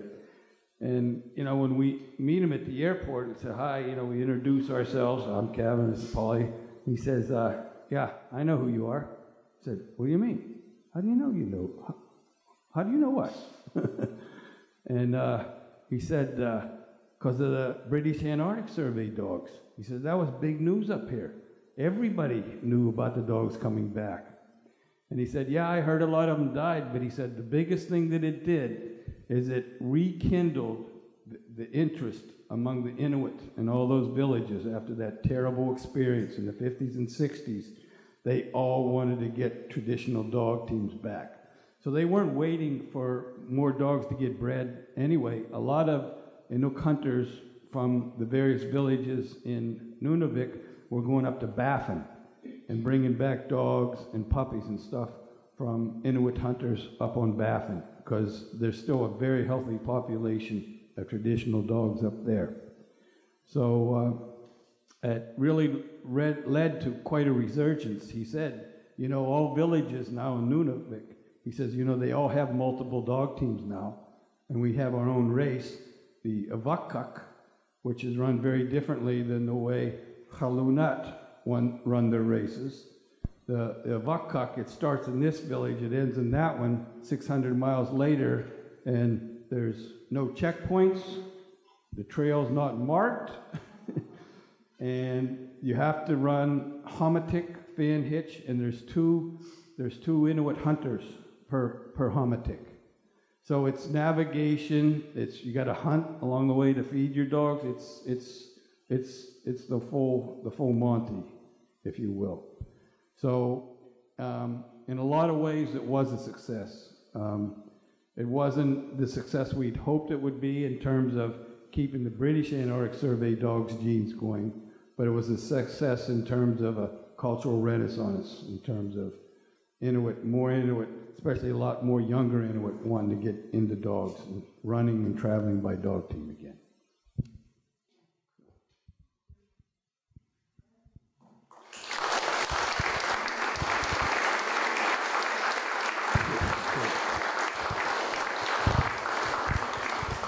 Okay. Yes, not the success that was hoped for, but a different kind of success, as Kevin said. And I think the great thing is, as far as the likes of John is concerned and myself, the Bass dogs' genes live on. A couple of the dogs, as Kevin said, were brought south to live a pampered retirement. And actually, there was sperm taken from one of the dogs, Biff, and that sperm is still in storage. So maybe at some point we'll try and get a program getting some of the dogs up north that look as though they might have got Bass genes in them and do some breeding from them, who knows. Anyway, I'd like to finish this evening. I'm going to call on Aigah to say a few words about the Inuit and dogs and that very special relationship which they have with them. So thanks, Aigah.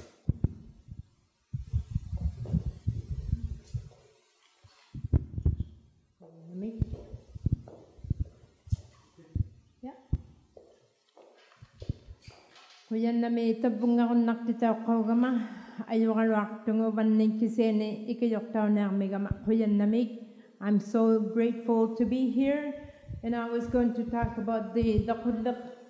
I was actually going to light the kudluk earlier, but because of safety, they don't want us to light it. But I'm just going to show you the kudluk, the oil lamp we used to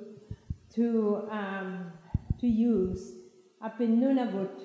I'm originally from Arctic Bay, Baffin Island, and this is the kudluk oil lamp we used, but it was made out of soapstone. But this is the metal. But back then, they used the soapstone, and the shape is like that. And they put the oil in there out of seal blubber, any kind of blubber, sea mammal blubber, seal, narwhal, bearded seal, any seal, and polar bear, and narwhal. So it's a long story, but they use it like that for heating, cooking, light, and drying the clothes. They have a net about this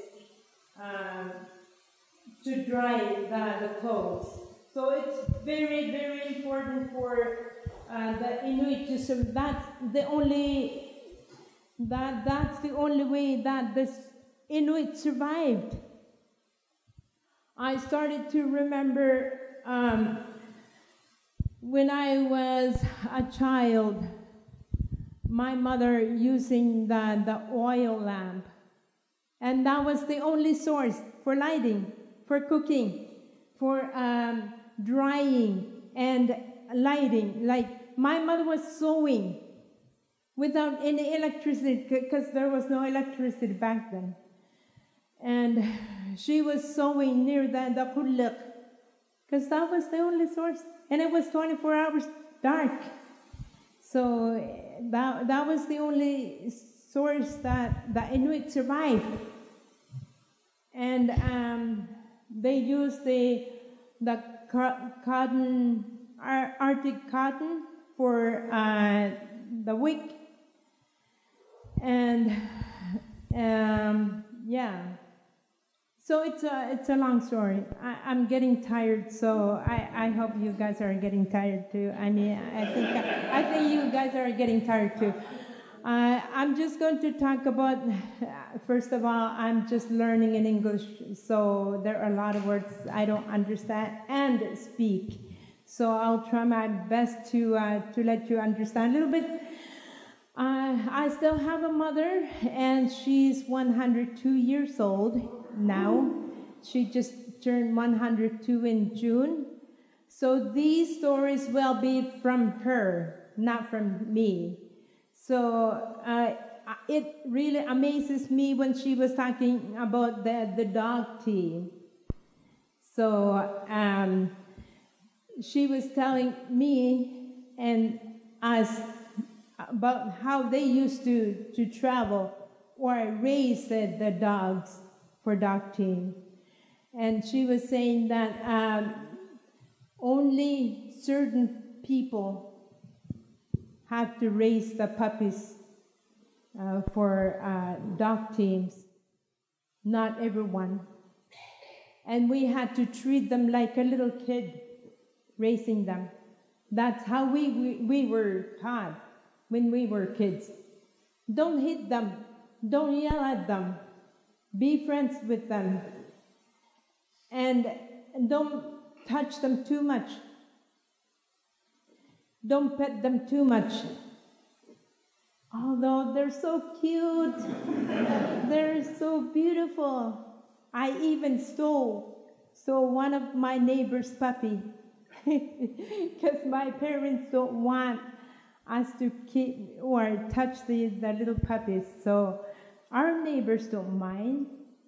So I usually go to my neighbors and just pet one puppy. I used to visit them all the time just for that. So, and I put the puppy in my pouch and just be a baby. And they ended up giving me the puppy after a while.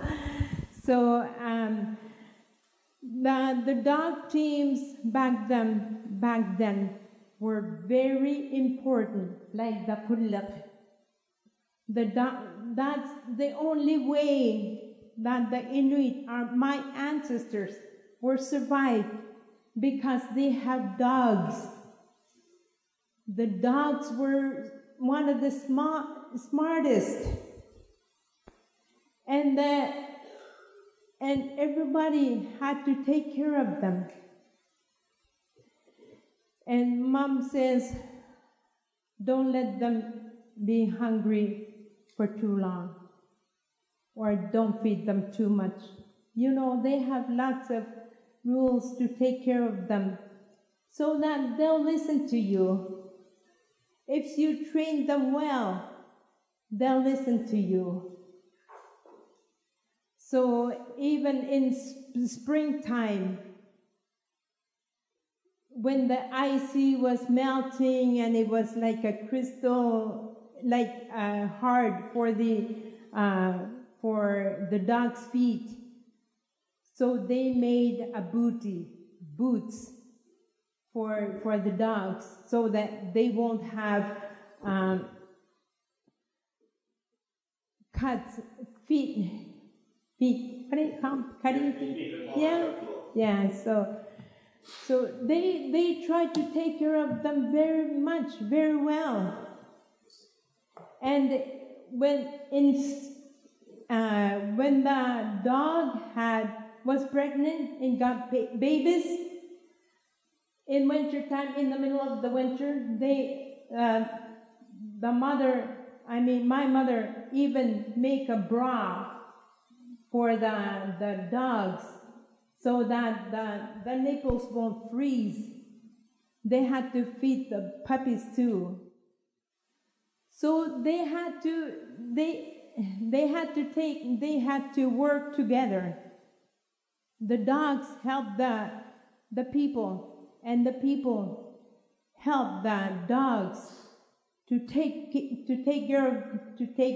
care of them, so that they will listen to each other. My father was not a fast runner, but my mother was a fast runner, and when the dogs are fast, she could run faster and go beside them. They race sometimes, you know. Since my father was not a fast runner, he teach his dogs to listen to him when my father wanted to get ready in the morning. He whistled, and the dog will come. So just because he cannot run fast enough to catch them, you know, he teach them to listen to him. So it was very important for all of them. And we used to train. When we were kids, we trained. I didn't know that we were training them too, like pretending that we're sledding. And oops, what was that? I think it's this one. Anyways, so everything was important. Everybody, the dogs, the kids, and the parents all worked together. So, and we were taught to help one another. It don't have to stop there. We have to keep going and help one another. So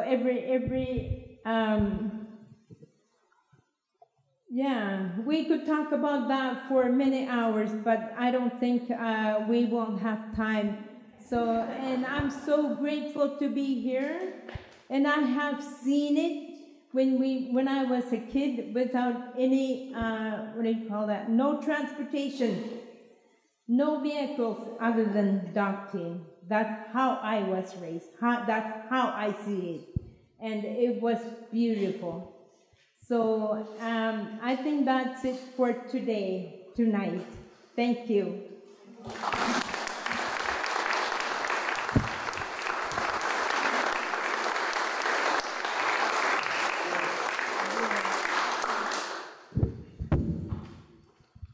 Well, thank you for that. That's absolutely brilliant. And I think one of the things that's come out of tonight is the passion for the dogs. As I said, this is just an artifact, but the passion that dog drivers from British Antarctic Survey and FIDS hold for their dogs, Kevin and Aigah and so on, it's just a link with and Sue and all of us have this affinity for the dogs.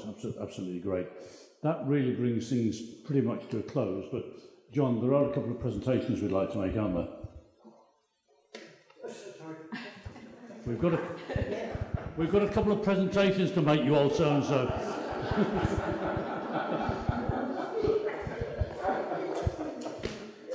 Right. Okay. Do you want to get the thumper up? Yeah, okay, lovely.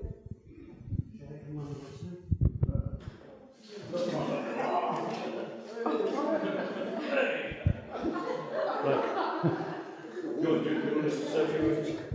Well, yeah, we're combining, presenting this. This is the sledge that John Sweeney made when he was down there, and he wants it to come onto the sledge, and so it is very nice to be presented to the Royal Canadian Geographical Society, and I hope it will create a lot of interest. Lovely.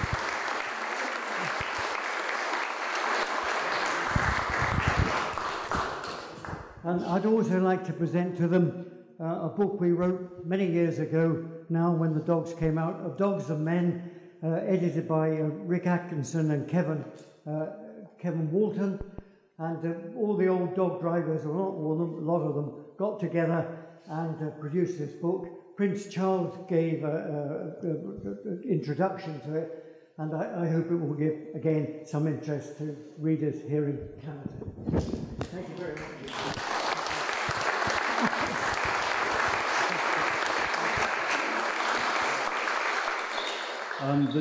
The final thing, I think most of us here have got a copy of this book of Dogs and Men about the dogs of the British Antarctic Survey. I think I mentioned Kevin said he got one. There is one person here who I know doesn't have one. I'm sorry. Don't say to me.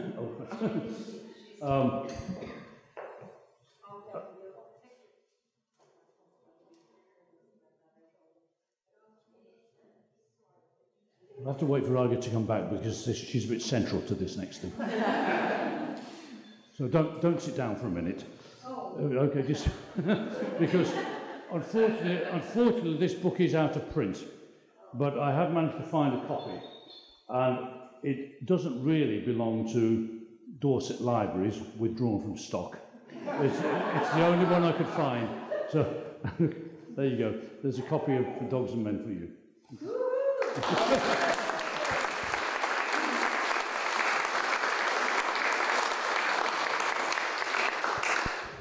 Alex, are we okay for any questions, or are we going to be thrown out?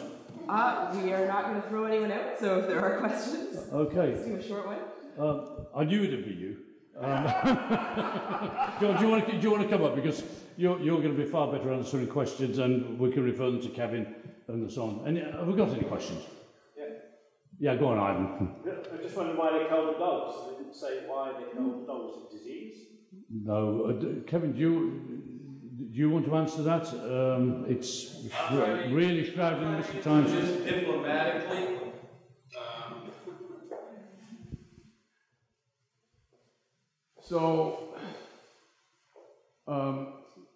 It wasn't just the RCMP, it was a number of different law enforcement. They actually deputized people that were Halunat, that were in the northern villages working for the Hudson Bay Company, to, if you saw loose dogs, shoot them. The stated reason was they were dangerous. You know, they could maul children or kids or whatever. But I'm telling you, the official party line. But I know amongst the Inuit, you know, just amongst dogs, it's like people, once in a while you get a bad egg. And, you know, the Inuit have an unwritten law. If a dog harms a person or a child or whatever, the dog is put down. And obviously, I mean, they've had them for thousands of years. I think they can handle an occasional bad dog. But the other thing, the timing of it, in the 50s and 60s, the Canadian government was trying to encourage both Cree and Inuit to move into permanent villages so that they could, you know, provide education, health care, religion. So I'm not making any accusations. I'm just saying that was the timing of it, though. Thanks, Kevin. And it took an awful long time for this really to come to light, and there has been an official apology for the culling of the dogs. So, Sue, do you want to say a few words, because you've done quite a lot of work on this, haven't you? On the culling of the dogs. Do you want to say anything?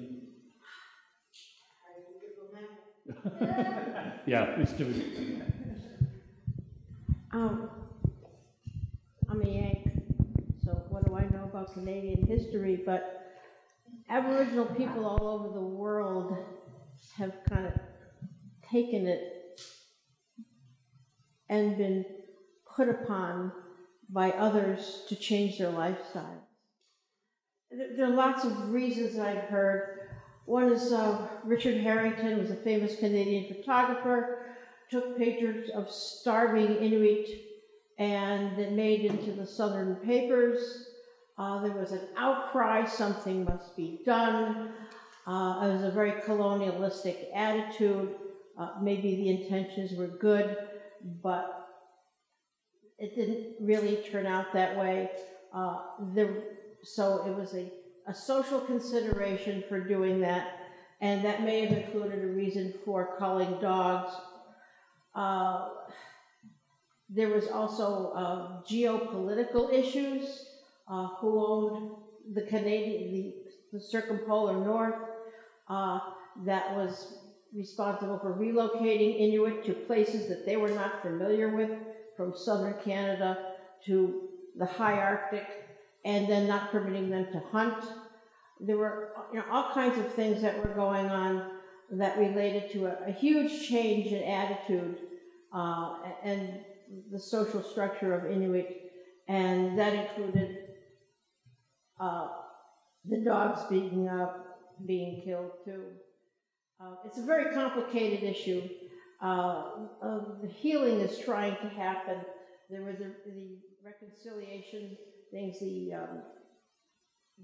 schools, residential school issues. All these things are very intertwined and very complicated, and we're trying to get resolution on those. And I just wish personally that, I know there's lots of issues in the north that require lots of money, but I'm just hoping that someone will take an interest in the traditional Inuit dog and not let it become a stuff mount in a diorama and not disappear entirely.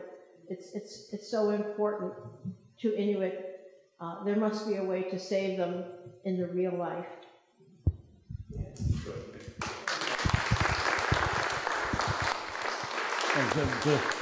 I think we'd all like to think that perhaps the bass dogs and the sled and so on, it's awareness raising, isn't it? And perhaps it can go some way to, as Sue said, to preserve the traditional Inuit dog or a variety of the traditional dog. Questions? Other questions? Yeah. There was a book. Was it Slater? This book? Out of print? Of Dogs and Men? It's out of print, but if you Google it, you will find it for sale with some specialist booksellers, particularly from the UK. But you might end up with a copy like I had to get, which says, discontinued library stock or something like that. But it's the words that are important, not where it came from. So, okay. And anything else? No? Okay. Sorry. Has this presentation been recorded? Yes, it is. Oh, great. Okay.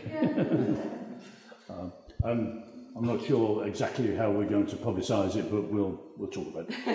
Okay.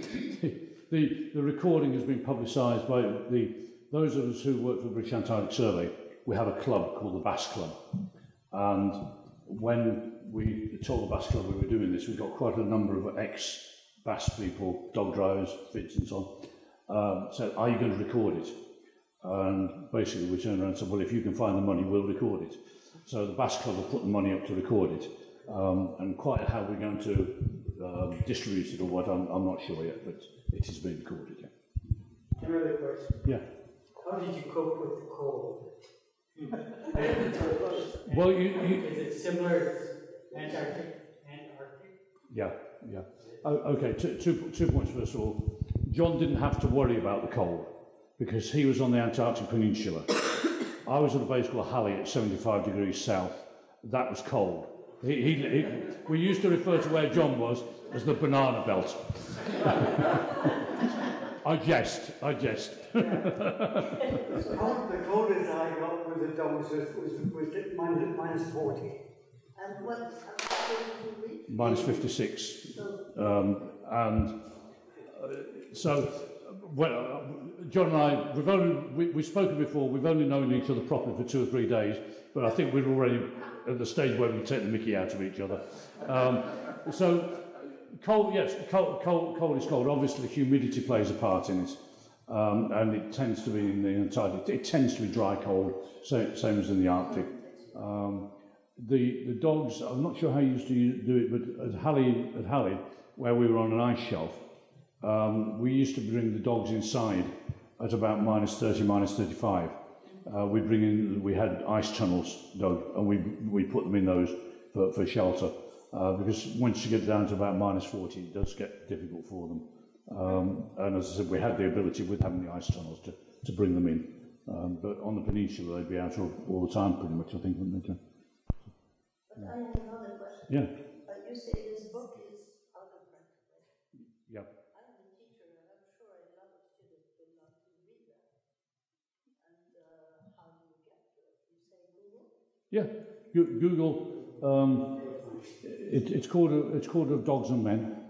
And if you or you Google it or go onto Amazon, because there are second-hand booksellers on Amazon, and you'll find a copy. If you'd like to take a picture of it. Yeah, take a picture of it.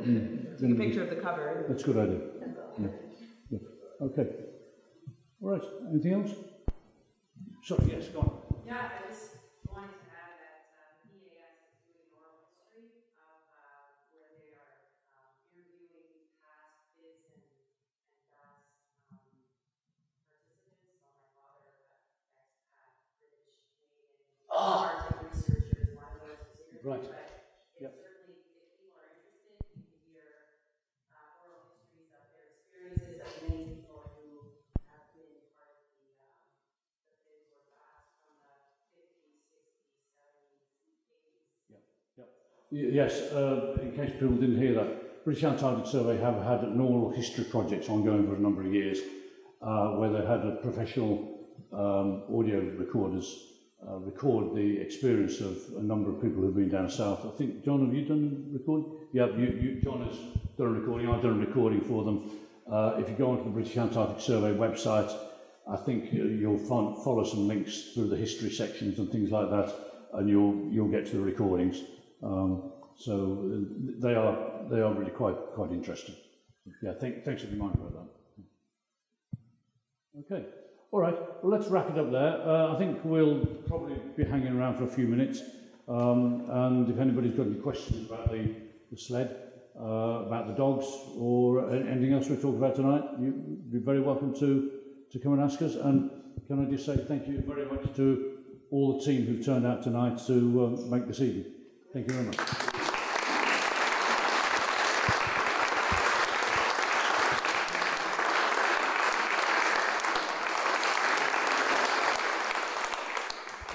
And I should also add to that, of course, to the RCGS and particularly to Alex. Thank you.